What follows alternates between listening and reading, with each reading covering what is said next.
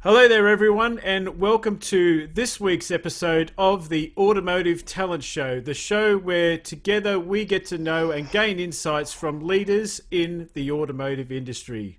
I'm your host, Cameron Creswell. My guest this week brings a wealth of knowledge to the table from the automotive industry, both locally and also internationally. Welcome to the podcast, Oliver Mann.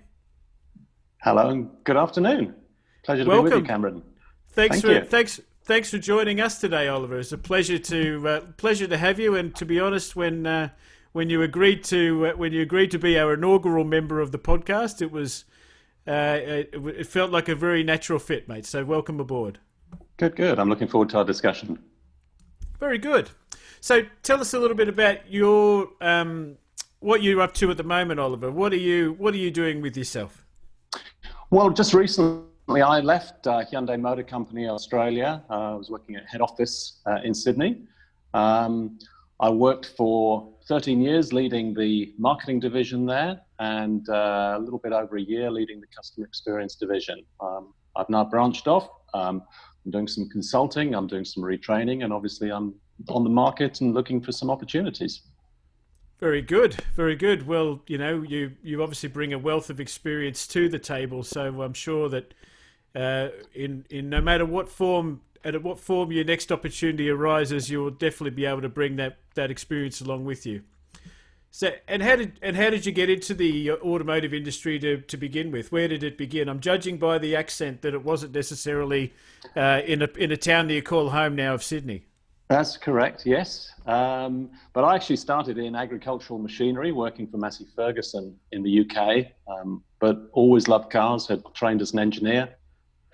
And so I made the jump into automotive. In the UK, I worked for Toyota, and then came over to Australia and worked for various brands within the Volkswagen Group, first here in Australia, and then took a jump over to the US as well, worked for Volkswagen head office there in the marketing and sales divisions.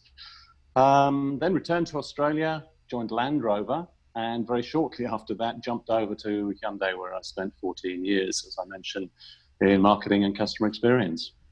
Yeah, and a very dynamic 14 years in the Hyundai brand within the market as well. Fair to say, the business that you joined 14 years ago was a completely different organisation from the one that you left recently.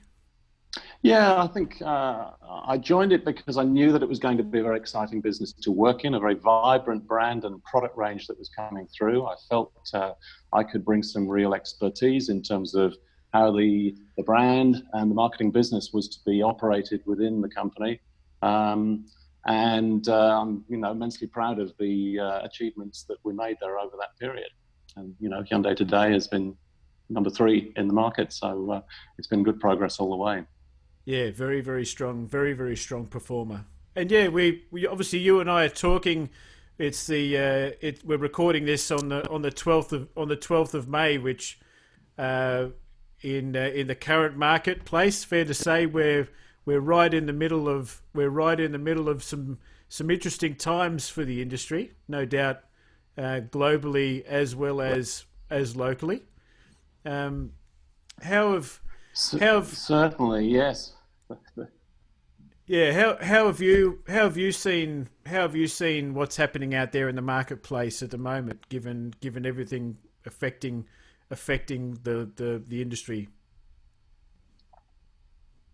Well, we were saying earlier, I think Australia and New Zealand are a little bit apart from what's going on in the rest of the world, but I do think we need to be very, very cognizant of what's happening there, because there are some clues as to where we might go next in this market. And if we do look around the world, you can see that there's a big gap in market performance between countries who've been in full lockdown. So in Europe, much of Europe, typically 90% downturn year on year in April. In the UK, 97%. Italy, 98% downturn year on year for the month of April. So very, very tough conditions over there. The US is a little bit different. The industry campaigned to keep dealerships open in this period.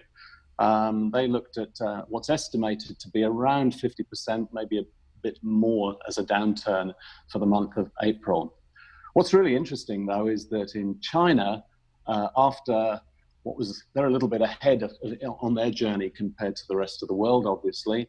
And after an 82% fall year on year in February, the market has subsequently bounced back. And in fact, April, they just posted their first positive growth year on year after 22 months of consistent drop. So very interesting. It prompts the discussion or the thought, is this potentially an indication of a V-shaped recovery? Or is it simply that there's some pent-up demand in the market and they do have a large number of first-time buyers continually joining the market? So it's hard to read right now. Yeah, it is definitely something that is hard to read, and obviously you look at even our part of the world with the way the results have fallen from both the Australian and the New Zealand market in isolation. There's been two. Bear in mind the government has responded to the crisis in slightly different ways, with the I suppose less restricted market in the Australian market versus the complete lockdown in the New Zealand market. But yeah, I think the numbers that look like for April from Australia were around the 48% down, around that sort of vicinity. New Zealand was around 90%, but most of that obviously was due to the complete closure of businesses. So it's absolutely right. And I think within the New Zealand market, some interesting dynamics. I think Kia went to number one for the first time, was market leader in New Zealand, which is fascinating. Yeah, and Kia bumped up for the numbers in April here to number 3, I believe, as well. Yeah, that's right. Kia was number 3 for the second time, first time, overtook Hyundai for the second month, I think. Some really interesting share movements across all of the volume brands. Toyota obviously had a cracking month in Australia, 26.5% in market share.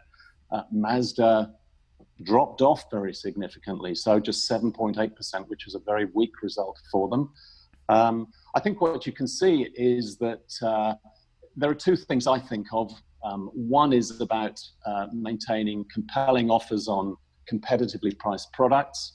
And the second is mobilizing the dealer network through clear communications, good incentive levels, and I think an element of simplicity, trust, consistency all play out in favor of brands who can manage dealer networks and keep them on side, keep business rolling. Up in the luxury segment as well, some really interesting movements, differences between the German brands actually in market share terms were strong, and BMW found itself overtaking Mercedes and finishing at 7th position on the manufacturers league table, which must be unprecedented for that brand in Australia too.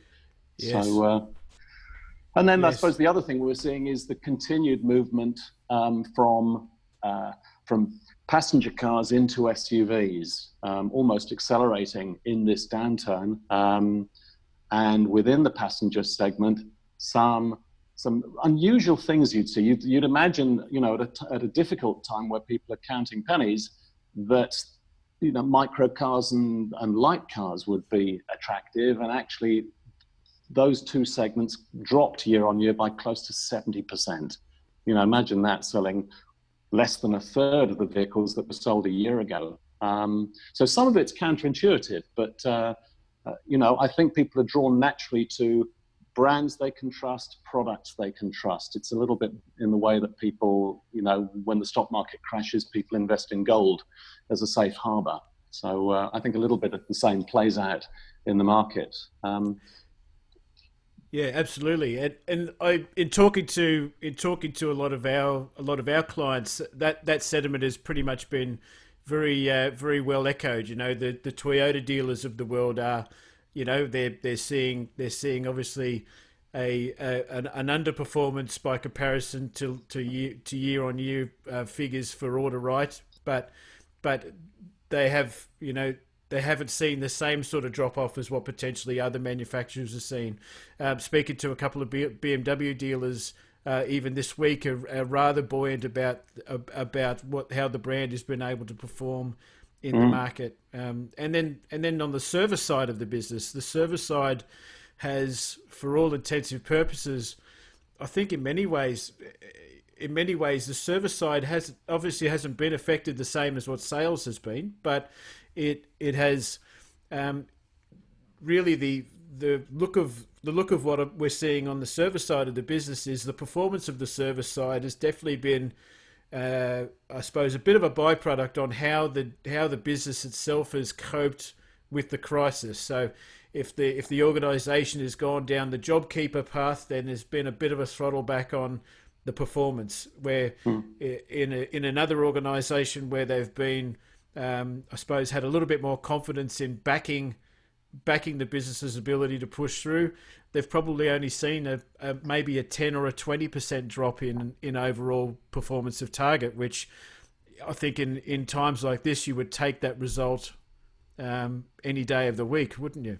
Absolutely right. Yeah, yeah. And look, it's a difficult business. It's obviously high throughput, high volume, but always on very, very slender margins. And as you know, it's been reported, 1/3 of dealerships posted no profit last year. So it's a tough business even before a crisis like this comes along.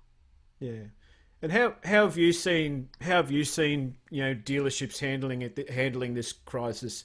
Even manufacturers handling the problem that we have. Like what different strategies have you seen play out through all of this, Oliver? Look, I think there are a couple of aspects to it. One is the short term, the immediate reaction, and then there's the response in the longer term. What are you trying to do? In the short term, naturally, businesses are trying to remove costs from their business, while at the same time optimizing their mechanisms to generate inquiry and to convert into sale. Moving as much business online as possible in terms of providing contactless interaction with customers. So delivering demonstrators to customers' door, collection and delivery of service vehicles, using video platforms like See It Now for sales presentations on new and used cars and as part of the service process have all, I think, been really valid tactics as a means of removing cost and ultimately, making the experience more convenient for customers. I think obviously all businesses have to focus on recovering revenue as far as they can. And, so you've mentioned service, I'd say accessory business is just the same. Used car business, as I'm understanding, it's a little more robust than the new car business has been. Yes, yeah, I've heard the same.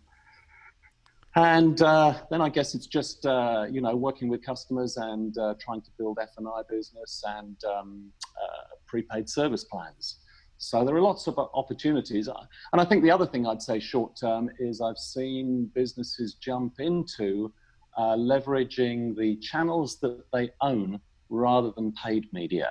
So it means that whether it's CRM or website or the various social media platforms, smart brands have been a whole lot more active in creating engagement with customers, not frivolous engagement, but engagement that can add value to customers and make business simpler and easier and promote some of those aspects, those new practices that they brought to the business. I think in the medium term, this aspect of trust has an important role to play. I've mentioned being effortless, but creating compelling offers, but also being flexible. I think subscription can play a really important role. Digital communications, just year on year, month on month, become ever more important. One aspect, I think, is that traditionally people, when they're buying a new car, we expect buyers to spend somewhere between 4 and 6 hours on average in the purchase process of a new car. And clearly that's not something that is quite so appealing right now. So facilitating the, I guess, online pre-qualification and even purchase, I think, is where we'll be moving to. will be an important capability for dealers to have, and providing flawless customer experience all the way through. I think probably the last thing, I always think of dealers, I think, to have a role, need to be able to add value to customers. What's the value you're adding to your interaction with the customer compared to other brands or other service providers? And maybe considering your place in the community as a part of that. What's your business doing to make a difference in the community? Yes, I think there's never been a better time to reconnect with the community. I think, you know, you look at our industry. It's been an industry where it's been really dry. It's really driven on price. You know, there is a percentage of the customer base that decides whether they do business with you or not do business with you based on the dollars. Absolutely right. Where in my experience the industry has very much been a relationship based business. It's very much been a community based business, and it's the relationship, I think, is one of the things that I think we're going to grow out of this whole. We're going to learn from this whole COVID experience is that I think in many ways price might come out as being a secondary consideration, especially for those franchises or brands that are looking to transition to that agency style of model. And, you know, the focus on the relationship with the client base in the local community is going to be the key to the longevity in each business. Yeah. The best example I saw of this, I think, was over in New Zealand, and Hyundai New Zealand made cars available through its dealers to power the student army, the student volunteer army, and provide services to those in need in the community, which I thought was just a brilliant initiative of demonstrating, you know, the value in a brand, the value in a dealer network out in the community. Absolutely. Any other marketing initiatives you've seen locally that's tweaked your interest, given your strong exposure to that part of the industry? I'll be honest with you, in the automotive category, I've not seen an enormous amount of genuinely interesting initiatives. Having had a look around, I think Isuzu were pretty quick out of the gate in terms of they made an interesting little strategy. They were on TV fairly quickly. They used two different but very complementary messages. The first was around the business capability. We're open for business. We have all of these convenient services of delivery to your door and so on. The cars are helped and sanitized. We practice social distancing and so on. That was the rational message. And then in a separate commercial, the emotional message talked about, it's time to stay home now, but goodness, it's nice to dream of when we'll be able to take the SUV back on the road and tow the boat, go up the mountain, get back on the beach. So I thought I did see that. I thought it was brilliant. It was a very nice example, and they were fast as well, you know. And the other initiative I think is worth really praising. It's not really an automotive initiative, but a couple of automotive brands have been involved, is for Lifeline, where brands of all categories have been donating spots and credited as such to running a Lifeline spot that says we're here to help. And I think that's, you know, just an initiative that is genius as far as Lifeline is concerned, and credit to the brands involved. Absolutely. And what, in your opinion, what do you think the landscape looks like post COVID-19? What's your feeling? Yeah, look, unfortunately, I think we will get a little bit caught up in a global recession, perhaps a slightly deeper recession that we might have had otherwise. Listening to commentators from around the world, there's anything but talked of between 9 and 36 months until a full global recovery. Recession is undoubtedly coming. There is some level of interest inquiry, certainly at the moment at dealerships, which is really encouraging. I'm probably a little cautious about that, in that I think that when some of the economic news starts to filter through, it could knock on to consumer confidence. But I think there are some really interesting ramifications as to what it means for the auto industry generally. And I suppose the backdrop to this is that OEMs themselves, dealers are obviously cash strapped, but OEMs also have been pretty cash strapped too, investing heavily in new technologies, especially in EVs and autonomous vehicles and connected vehicles. And I think there will be an impact in terms of research and development programs, delays in new products that come through. I think there's also some risk of the supply chain being affected by some of the smaller suppliers not coming through the crisis, and that could impact manufacturing capability. I think what we are seeing is that OEMs increasingly are wanting to develop direct relationships with consumers. Connected car is a sign of that, and several brands are running online purchase models as well. Not doing great business with them, but it's a matter of time, honestly. People are very ready and prepared to buy pretty much anything online, and it's a matter of time before the automotive business becomes a multi-channel service. And I suppose what all of that means for the dealers, the dealer network model, I think ultimately dealers will survive by either building higher margins or higher volume throughputs. And I'm not optimistic about the margin aspect. I can see that potentially this situation we're going through will lead to something of a shakeout, meaning potentially fewer dealers and potentially market areas. I think that's logically where the industry will head. Yeah, I think that's probably a bit of a natural, I suppose, byproduct of not only the byproduct, not only as a result of everything COVID related, but I think also, you've only got to look at the rationalisation of manufacturers like let's call it Holden leaving, for example, and GM walking away from right-hand drive markets, also from what Honda has done with the rationalisations of dealerships networks. I think this has been, I suppose, a little bit of extra motivation for the OEMs to look at that side of the business and really critically look at their business models. Fair to say. Yeah, no, absolutely. And I think from an OEM perspective, if you look a couple of years ahead, I think.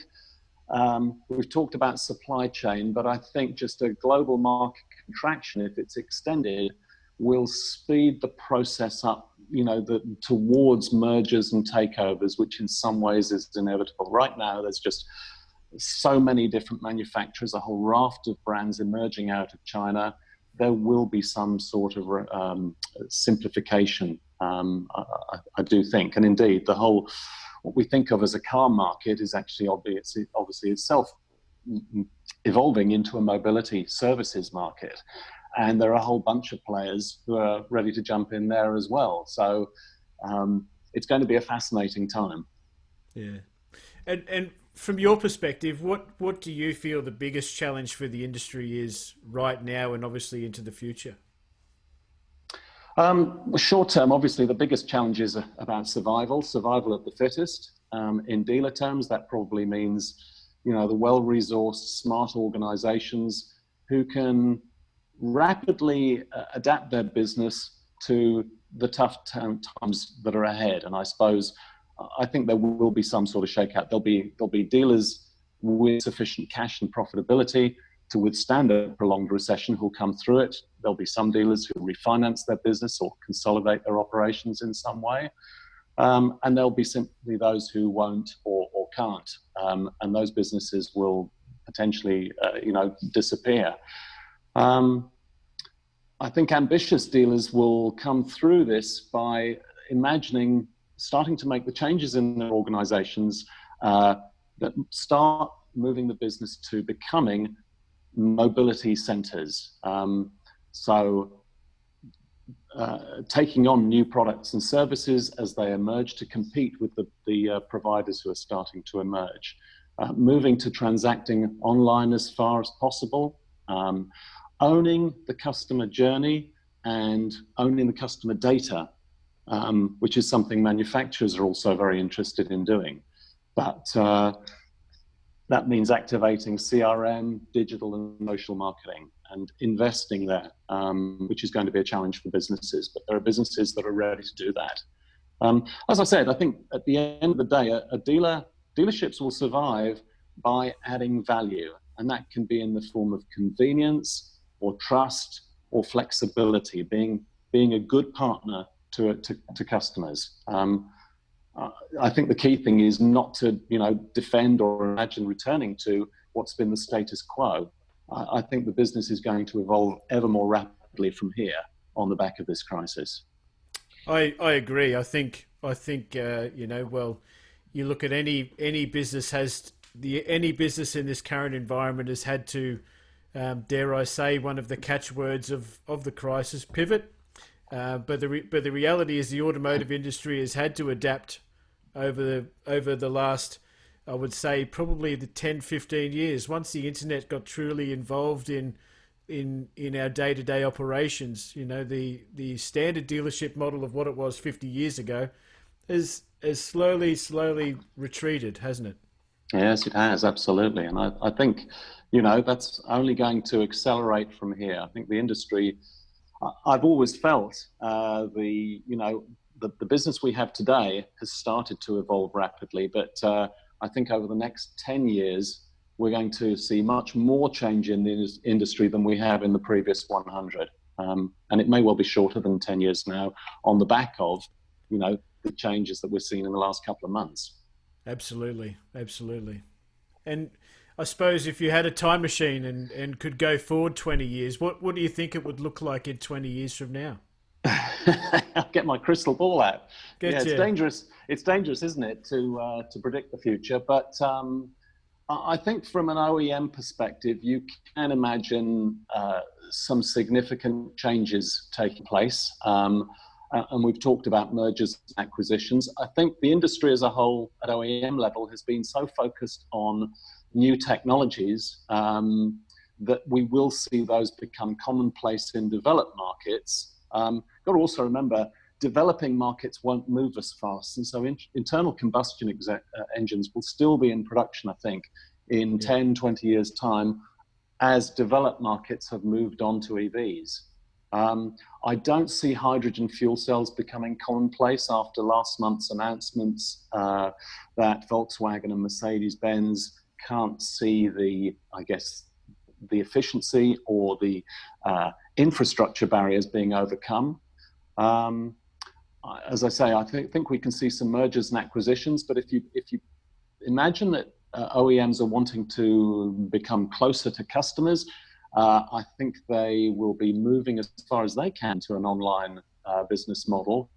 And potentially, given the convergence in technology that's going on, less and less difference between vehicle engineering from an engineering perspective, potentially even outsourcing production capability is an idea I've heard talked about. So, actually focusing the brand on that customer interface rather than, as per the old days, on the engineering, the production capability, all of the real estate and resource invested there. So from an OEM perspective, I think there are some changes there. From a market perspective, it's been often discussed, but it's this evolution from, an vehicle ownership model into a usage mobility services model, providing mobility for an end-to-end journey, whatever that may be. And so I think there'll be, massive choice and quite a confused place as brands collaborate, align, merge, take over each other. I think it's possible to imagine that brands like Tesla or Amazon or, Collaborate will all become mainstream mobility service providers, either on their own or in collaboration with other brands or existing automotive brands. So I think we're entering a very interesting period of change. I think the one thing we do know is that business will become ever more digitally led. And so brands actually are going to be competing in a technology race in the digital sphere more than the engineering sphere ultimately. and Yes. owning the customer journey, owning customers will be where it's at. I think also at a dealership level, a lot's been talked about in terms of the hub and spoke model. And I can see that that makes sense. Brands will still want to differentiate themselves, their experiences, their services, and the hub facility would do that, while the spoke model provides access points and vehicle service capability. So I can see, that being something very relevant. So big changes at every level of the industry, I believe, over the next certainly 10 years.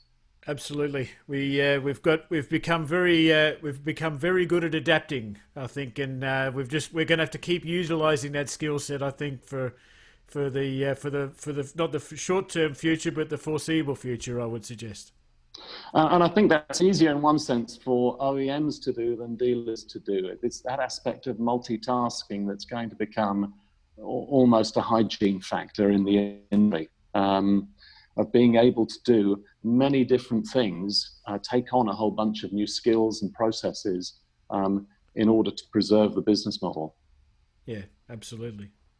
Well, we'll wrap up now, Oliver. But I wanted to give you a chance to I suppose let people know out there that might be interested in gaining further insights or potentially acquiring your services. How do they get in contact with you? They'll find me on LinkedIn, and my email address is on LinkedIn. I think even my phone number's on LinkedIn. So I'm very accessible, and I would love to hear from anyone. Yes. Very good. But thanks very much for the opportunity to speak this afternoon, Cameron. I really enjoyed it. Yeah, me too, mate. Look, having someone with your insights, I think we're all at the moment working our way through this, work through the COVID situation, and we're all consuming a lot of marketing and a lot of content, and I think you've been able to add a lot of benefit with what you've been able to provide us today. So I really appreciate your time as well. It's my pleasure. Thanks very much. Thank you, mate. All the best. Thank you.